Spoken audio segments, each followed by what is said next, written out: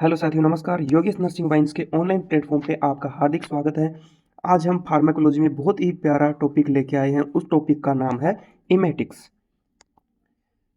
Definition of emetics: these are the drugs which produce the vomiting. ये वो drug है जो वोमिटिंग को प्रोड्यूस करते हैं। यानी कि जब हम इन ड्रग्स का यूज लेते हैं तो ये ड्रग क्या करती है? वोमिटिंग क्रिएट करती है, वोमिटिंग प्रोड्यूस करती है। उन सबको हम क्या कहते हैं? इमेटिक्स। क्लासिफिकेशन: इमेटिक्स की 4 क्लासिफिकेशन है। निमोनिक: कौशल एएसआई। कौशल एक व्यक्ति है और वो पोस्टेड है एएसआई की पोस्ट पे, असिस्टेंट सब इंस्पेक्टर। यानी कि इस कौशल का क्या मतलब यहाँ पर ड्रग्स यूज लिया गया है उनके बारे में हम यहाँ पर जानेंगे। फर्स्ट है कौशल। कौशल क्या है? Copper sulphate. A for apomorphine. S denote for sodium chloride. I denote ipecacs syrup. तो इन सबको हम वन बाय वन देखते हैं।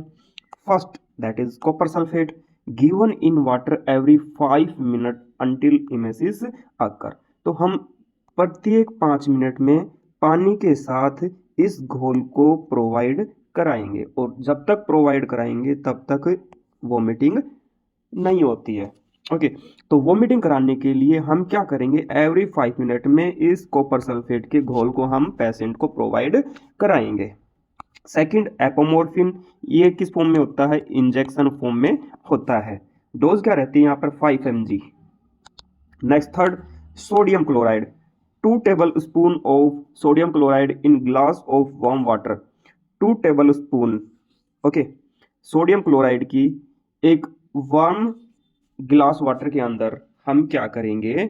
ये सोडियम क्लोराइड का घोल प्रोवाइड कराएंगे, और घोल से क्या हो जाएगा? अल्टीमेटली हमारा जो एक्शन होता है और जो टारगेट होता है वो क्या करवाता है? यहाँ पर वोमिटिंग करवा देती है। Next, fourth, that is ipecac syrup. Fourth कौन सी है? इपेकेग सिरप। ये सिरप होती है, ओके। 15 to 30 ml इस इपेकेग सिरप को कंज्यूम करेंगे। किसके साथ लेंगे? 200 ml ऑफ वाटर के साथ, ओके। That is इपेकेग। ये सब था इमेटिक्स के क्लासिफिकेशन। अब हम बात करेंगे mechanism of action of emetic drugs.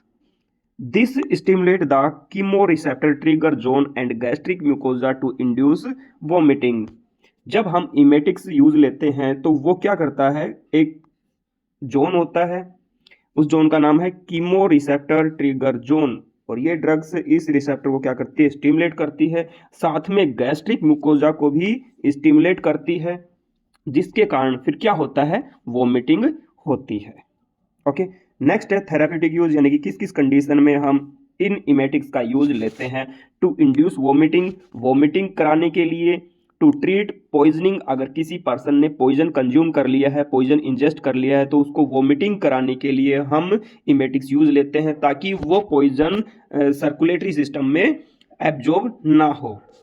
Treatment of overdose of drugs, अगर किसी पर्सन ने ओवरडोज कंज्यूम कर ली है, ओके, तो ओवरडोज के कारण टॉक्सिसिटी हो सकती है, तो ओवरडोज ऑफ ड्रग्स को ट्रीट करने के लिए भी हम इमेटिक्स का यूज लेते हैं।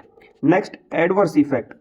जब हम इमेटिक ड्रग्स यूज लेते हैं तो क्या एडवर्स इफेक्ट देखने को मिलते हैं? सबसे पहला adverse effect, that is hyper sensitivity reaction. यानी कि ये जो भी इमेटिक्स है, कौशल एएसआई, ओके, हो सकता है ये इमेटिक्स पेशेंट को एलर्जी कर सकती है। अगर पेशेंट को हमने बिना टेस्ट किए हुए पेशेंट को प्रोवाइड कर दी है तो हाइपर सेंसिटिविटी रिएक्शन कर सकती है। Second, dehydration. डिहाइड्रेशन क्यों होगा? क्योंकि पेशेंट को हम क्या करवा रहे हैं?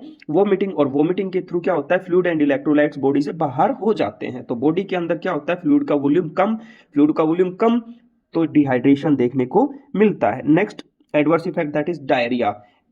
अभी हमने क्या पढ़ा था मैकेनिज्म ऑफ एक्शन में कि ये सीटीजेड को स्टिमुलेट करता है, साथ में गैस्ट्रिक म्यूकोजा को भी स्टिमुलेट करता है, ओके। तो वोमिटिंग होती है, तो गैस्ट्रिक म्यूकोजा भी स्टिमुलेट होती है, तो कई बार वोमिटिंग भी करवा देते हैं, और साथ में पेरिस्टाल्टिक मूवमेंट को भी ये बढ़वा देती है इमेटिक्स, ओके। तो उसके कारण क्या देखने को मिलता है? डायरिया। Next, hypotension. जब बॉडी से फ्लूइड बाहर निकल जाएगा तो बॉडी के अंदर फ्लूइड के वॉल्यूम कम रह जाएगा, फ्लूइड का वॉल्यूम कम रह जाएगा तो ब्लड प्रेशर भी क्या हो जाएगा? कम देखने को मिलेगा, that is hypotension. Next, Contra indication of emetics, किस कंडीशन में हम इमेटिक्स का यूज नहीं लेंगे, यानी कि किस कंडीशन में हम इमेटिक्स को अवॉइड कराएंगे। First, that is hyper sensitivity reaction, जो कि हम एडवर्स इफेक्ट में भी अभी जाने हैं।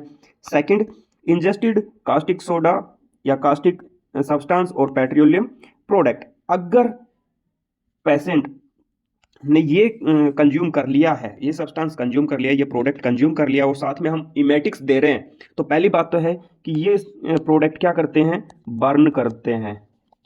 हमने किसी भी पर्सन ने ये सब्सटेंस क्या किए, कंज्यूम किए, तो ये क्या करते हैं, बर्न करते हैं। ओरल म्यूकोजा को बर्न करेगा, इसोफेगस को बर्न करेगा और जहां है वहां पे भी बर्न करेगा। ओके, तो फिर अगर हम इमेटिक्स देते हैं तो डबल सीवियरिटी बढ़ जाएगी। एक बार तो इसोफेगस को जब हम इसोफेगस के द्वारा हमने स्वेलो किया था, ओके, तो स्टोमक में गया था तो इसोफेगस को जला के गया था, अब वापस से हम क्या करेंगे, बाहर निकालेंगे, तो बाहर निकालेंगे फिर से इसोफेगस जलेगी और फिर से माउथ बर्न हो जाएगा। तो इस कंडीशन में भी हम इनको अवॉइड कराएंगे।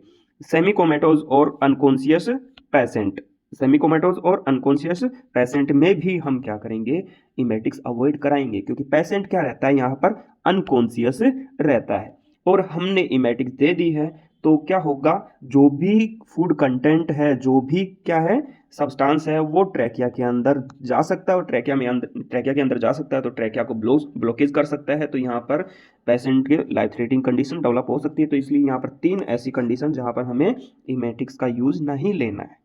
Next, nursing responsibilities, assess the consciousness level of patient before administration of drugs, drug देने से पहले पेशेंट का कॉन्शियसनेस लेवल को हम क्या करेंगे, असेस करेंगे कि पेशेंट कॉन्शियस है या अनकॉन्शियस है। अगर कॉन्शियस है तो ही हम पेशेंट को इमेटिक्स प्रोवाइड कराएंगे। Obtain a history to find out caustic substance to determine possible antidote, और हम पेशेंट से हिस्ट्री लेंगे कि आपने किस तरह का कॉस्टिक सब्सटेंस यूज लिया था, ताकि हम उसके प्रति पर्टिकुलर एंटीडोट प्रोवाइड करा सके और कंडीशन को हम रिजोल्व करा सके। ओके, फिर उसके बाद हम क्या करेंगे, वाइटल साइन लेंगे। ओके, फिर हम क्या करेंगे, वाइटल साइन लेंगे। फिर जो भी हमने प्रोसीजर किया था उन सबको हम क्या करेंगे, डॉक्यूमेंटेशन करेंगे। तो ये था नर्सिंग रेस्पॉन्सिबिलिटी रिगार्डिंग इमेटिक्स।